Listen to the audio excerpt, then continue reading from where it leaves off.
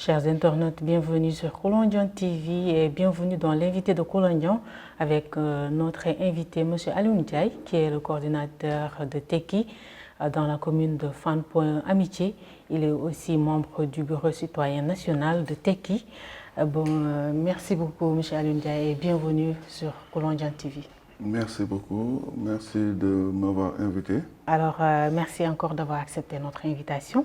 Pour commencer, comment se porte votre mouvement Tekki dans votre commune et dans le pays de manière générale? Dans le pays, oui.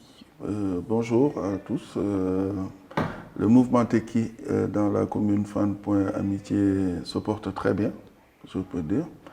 Ça se porte bien aussi au niveau national.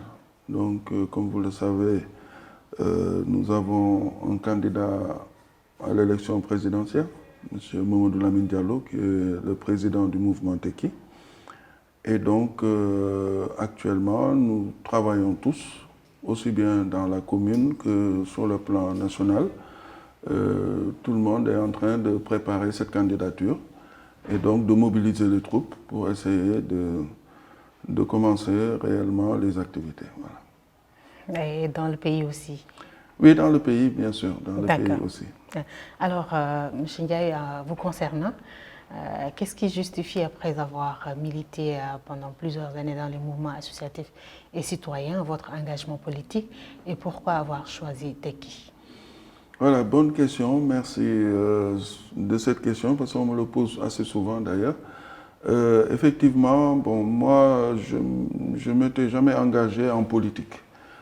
J'étais plus dans les mouvements associatifs, citoyens, et donc président d'ASC par exemple, ensuite dans les quartiers, faire président de conseil de quartier, faire des actions citoyennes aussi pendant les mois de Ramadan, pendant d'autres activités aussi pour l'environnement, etc. Donc vraiment, ça a toujours été une passion pour moi d'être dans ces milieux-là, avec les jeunes, avec aussi tous ceux qui aiment la nature aussi et qui font des choses pour faire avancer le pays et aider sur le plan social.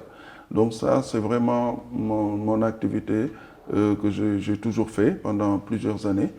Et évidemment, le milieu politique, naturellement, s'intéresse à vous quand vous êtes dans ces genres de situations.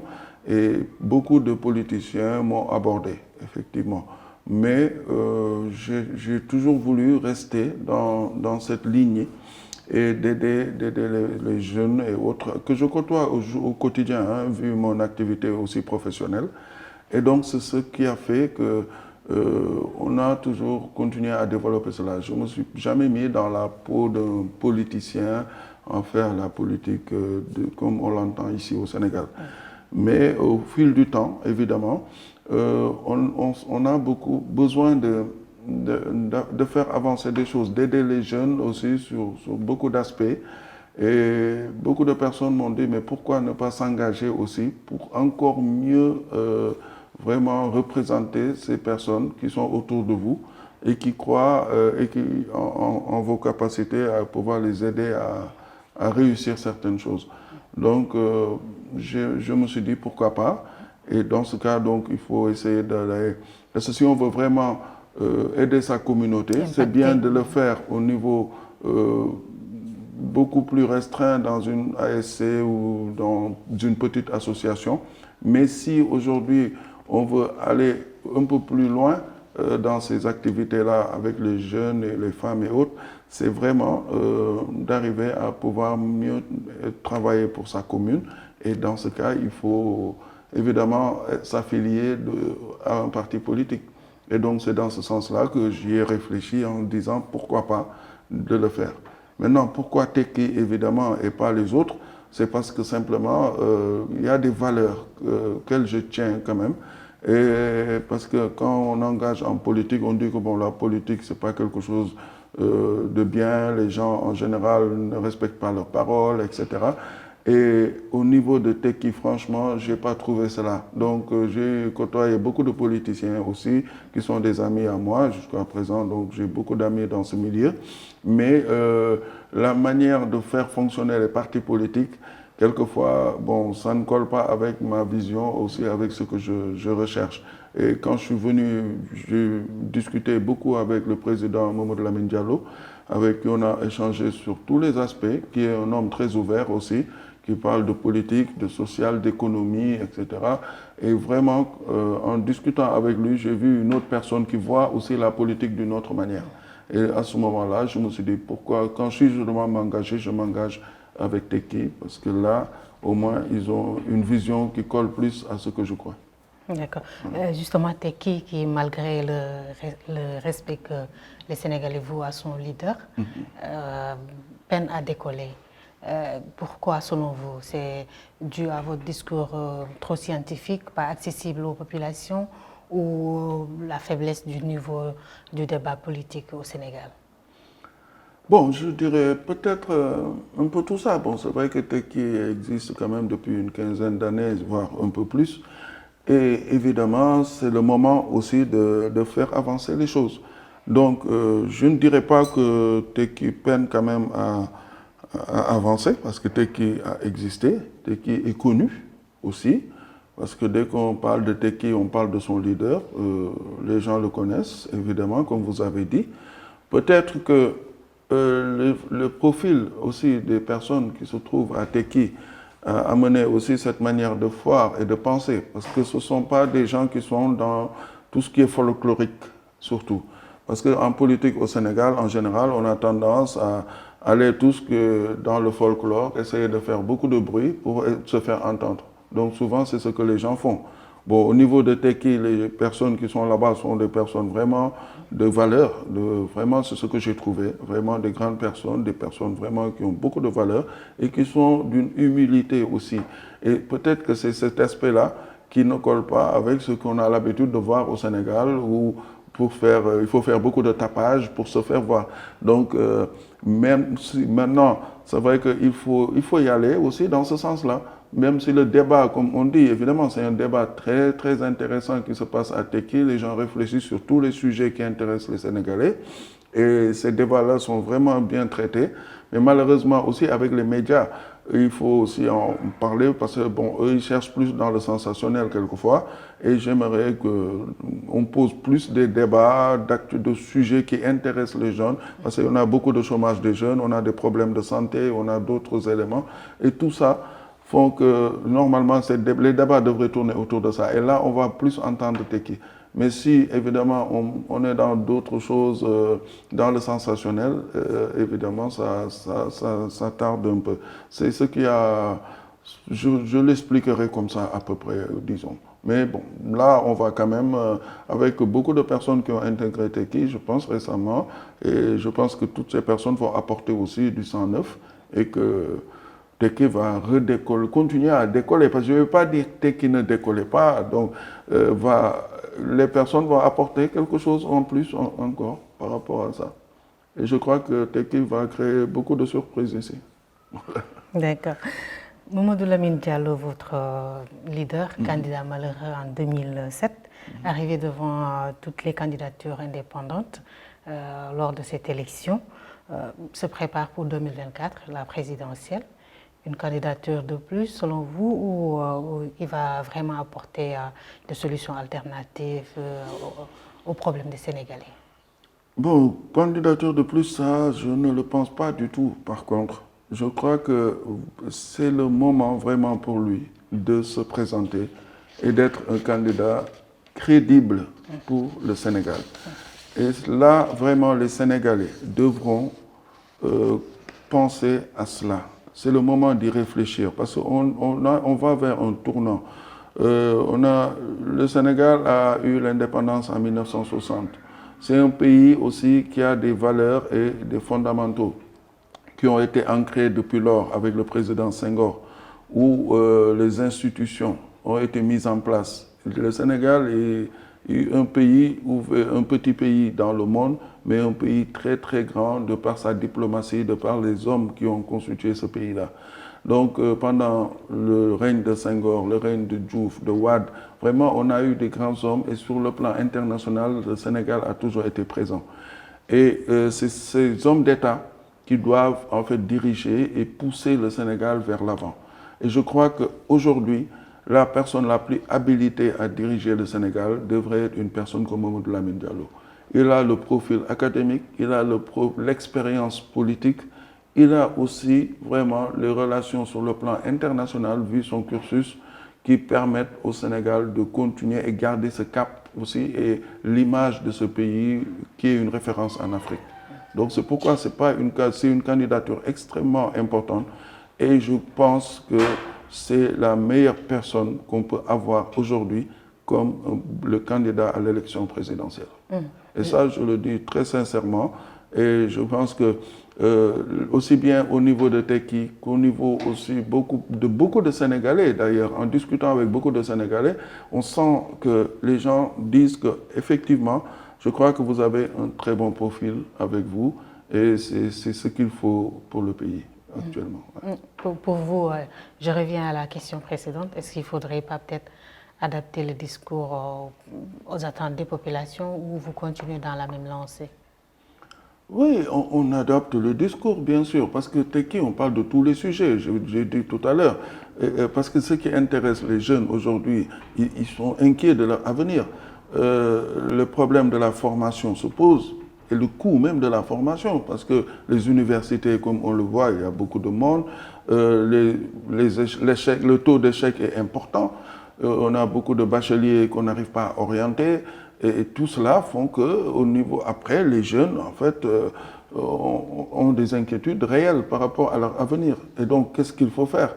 C'est à ce moment-là, évidemment, il y a aussi le coût de la vie qui est en train de grimper en flèche, comme la santé aussi pose problème. Donc vraiment, il y a pas mal de sujets sur lesquels je crois que si on doit adapter un discours, c'est ce discours.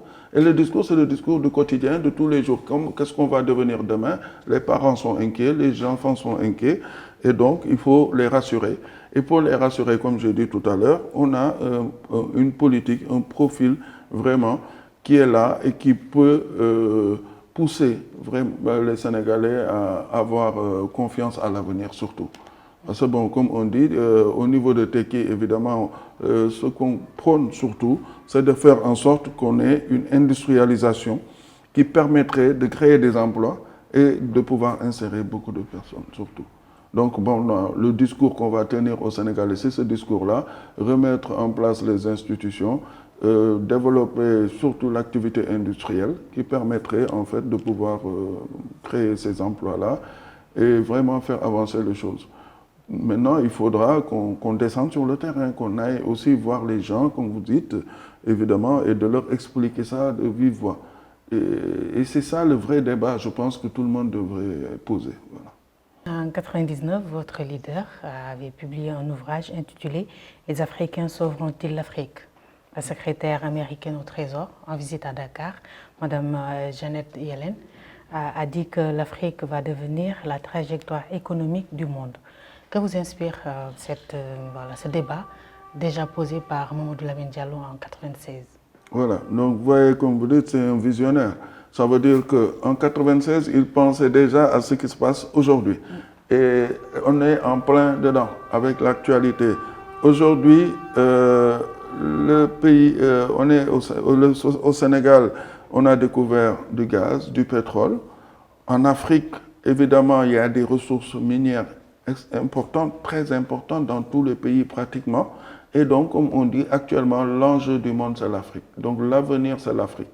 Donc, c'est aux Africains maintenant de pouvoir aussi voir comment prendre conscience de ces richesses que nous avons et de faire en sorte de l'exploiter au profit de nos populations. Donc, on ne va pas laisser les autres venir exploiter encore nos richesses, comme ça c'est fait, ça fait plusieurs siècles quand même que nous avons eu à subir la domination européenne, américaine. Et aujourd'hui quand même, l'Afrique est un enjeu pour tout le monde. Et donc c'est à nous les Africains de bien nous préparer pour arriver à faire cela. Et donc comme il a dit Mamadou Lamine Diallo, qui a eu à sortir, à penser déjà à ça depuis 1996, et aujourd'hui on y est en plein. Au niveau, d'ici un an, on va commencer à l'exploitation du gaz et du pétrole. Et évidemment, il faut avoir des hommes qu'il faut, là où il faut, pour pouvoir défendre les intérêts des Africains et des Sénégalais en particulier. Et pour ce faire, les jeunes vont jouer un rôle très important. Ça passe aussi par la conscientisation de cette frange de la société. C'est aussi un discours que vous tenez à Tekki. Oui, bien sûr. Pour le côté des jeunes, oui, bien sûr. Comme j'ai dit tout à l'heure, la jeunesse, le Sénégal est un pays jeune. On a énormément des moins de 35 ans occupent 70% de la population au Sénégal. Donc ça veut dire qu'on a une jeunesse extrêmement importante et il faut que cette jeunesse soit formée, soit préparée pour pouvoir évidemment bénéficier des retombées de l'exploitation des ressources du Sénégal. Donc c'est aussi bien le gaz, le pétrole, comme j'ai dit, qui est là, mais il y a d'autres ressources. Il faut que les jeunes aillent vers l'agriculture, les industries, comme j'ai dit, qu'il faut mettre en place aussi pour permettre aux jeunes de trouver de l'emploi. Il faut une bonne formation. Donc il y a beaucoup à faire à ce niveau-là. Donc je crois que les priorités, c'est ça qu'il faut définir, de savoir quelles sont les vraies priorités du pays et où est-ce qu'on veut aller et comment il faut y aller. C'est surtout ça. D'accord. Monsieur Alioune Ndiaye, vous êtes membre du Bureau citoyen national de Tekki et de Synergie de mouvement des cadres coordinateurs de Tekki de la commune de Fann Point Amitié. Comment se porte votre commune? J'ai demandé au début de l'émission comment se portait Tekki dans votre commune. Là maintenant, comment se porte votre commune de manière générale? Oui, en fait, en parlant de la commune d'ailleurs, j'aurais dû peut-être commencer même par ça, parce que bon, j'ai présenté les condoléances à toute la commune de Fann Point Amitié, parce que nous avons notre maire Pala Samb qui est décédé récemment, qui était donc le maire de cette commune et qui fait partie de l'opposition actuelle, il faisait partie de l'opposition actuelle du Sénégal en faisant partie de Yewwi Askan Wi. Donc je présente les condoléances à toute sa famille et toute la commune. La commune de Fann Point Amitié est une commune référence, ce que je peux dire, parce que c'est une commune vraiment l'une des plus importantes, je pense, au niveau du Sénégal, qui se trouve en plein cœur de Dakar, ensuite qui regorge vraiment de beaucoup de personnalités politiques, économiques du Sénégal, qui ont fait aussi l'histoire du Sénégal. Donc c'est dans cette commune que nous avons présentement un homme très important, M.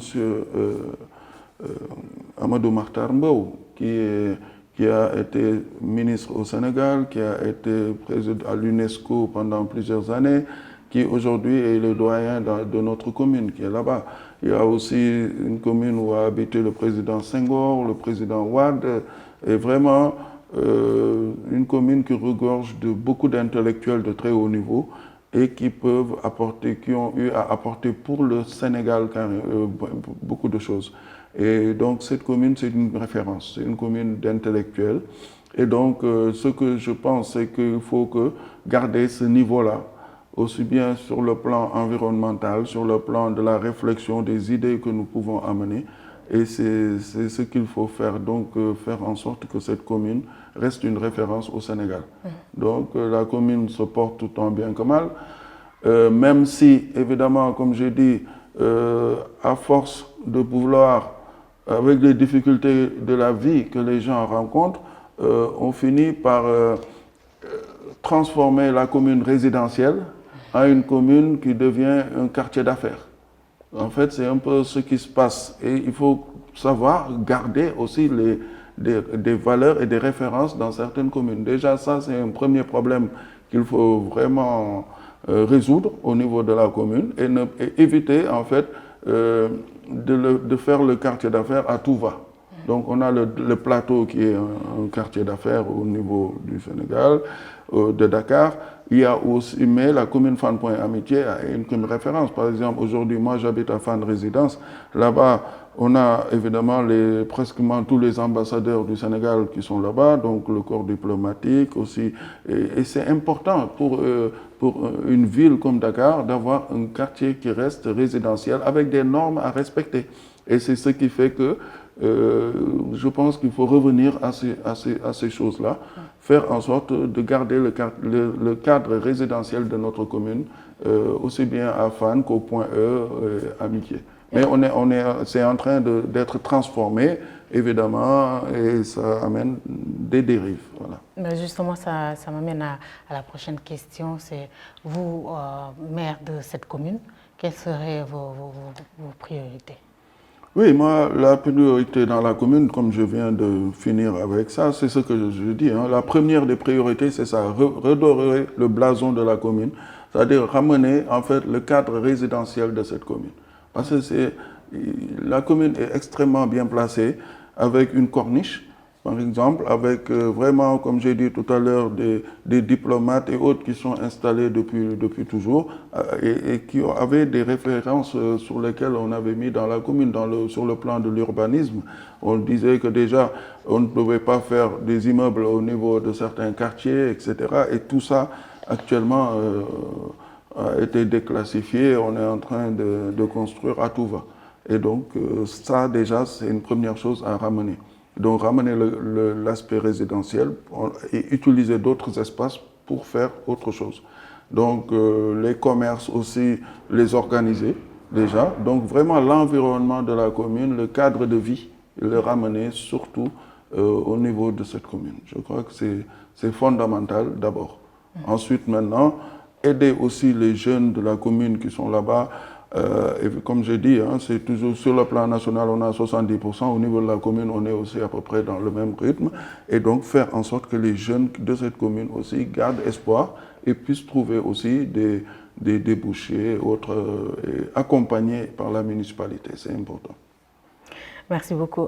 Monsieur Ndiaye, l'actualité du pays, c'est cette nouvelle plateforme initiée par plusieurs mouvements politiques et citoyens du pays, qui est membre de cette plateforme, qui a pour but de se dresser comme bouclier contre un troisième mandat et aussi contre les atteintes à la démocratie.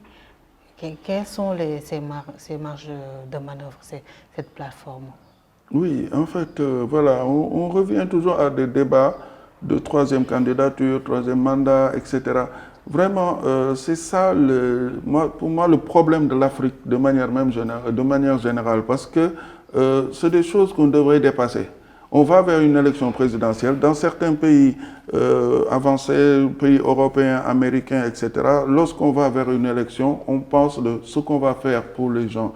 Qu'est-ce qu'il faut faire pour les jeunes, pour les femmes, pour ceci, cela, etc. Parce que c'est ça qui est important. Mais là, on perd beaucoup de temps à discuter de qui doit aller à l'élection, qui ne doit pas y aller, des problèmes de candidature. Je crois que ce sont des choses vraiment qu'il faut une bonne fois éliminer. Ce qu'on pensait avoir déjà fait en 2011 au niveau du M23, lorsqu'on avait parlé de la troisième candidature du président Wade, et ce sont des combats qui étaient là. Et les acteurs politiques actuels de tous bords avaient participé à cela. Aujourd'hui, ces mêmes acteurs politiques reviennent pour dire qu'on parle encore d'une troisième candidature éventuelle. Parce que bon, comme je dis éventuelle évidemment, parce que jusqu'à présent, le président Macky Sall n'a pas encore dit qu'il sera candidat ou pas. Et donc, moi je pense qu'il ne le sera pas. Parce que je crois qu'on a parlé de 2 mandats, il a fait ses 2 mandats, il a fait ce qu'il devait faire pour le pays. Maintenant, on doit faire avancer les choses, voir d'autres expertises et évidemment trouver quelque chose. Donc c'est ça surtout qu'il faut faire, éviter tout ce qui est tension politique qui ne servent à rien pour le Sénégal, ça c'est sûr. Et cette plateforme, vous pensez que... Donc la plateforme, évidemment, c'est une alerte et c'est important d'avoir aussi une plateforme de ce genre qui permettra évidemment de pouvoir ramener une prise de conscience collective et dire, voilà, le troisième mandat, on n'est pas d'accord, on ne veut pas de cela, et donc que les gens vraiment préparent les élections sereinement, surtout. Donc c'est ça qui compte, je pense, et qu'il faut faire. Mais comme j'ai dit aussi, j'espère bien que le président de la République tiendra compte de ces aspects. D'accord. Et pour terminer, M. Ndiaye, nous allons parler aussi de notre actualité, le procès du leader du PASTEF, Ousmane Sonko, contre le ministre du Tourisme, Mame Mbaye Niang, un procès pour diffamation. procès encore renvoyé. Quel est votre avis par rapport à ces démêlés de ce leader de l'opposition qu'il a avec la justice sénégalaise? Oui, effectivement, comme j'ai dit, hein, les vrais sujets, on ne les touche pas. Malheureusement, encore une fois, on est à 10, 9 mois de l'élection bientôt. Et jusqu'à présent, le vrai débat, on ne l'a toujours pas posé. À chaque fois, moi, c'est ce que je dis partout où on m'invite, posons les vrais débats. Donc, on est toujours dans le débat politico-judiciaire, etc., entre Mame Mbaye Niang, Ousmane Sonko, etc., et autres. On perd du temps, on perd vraiment. Aujourd'hui, par exemple, on est encore en débat d'appel, les gens ne peuvent pas travailler correctement.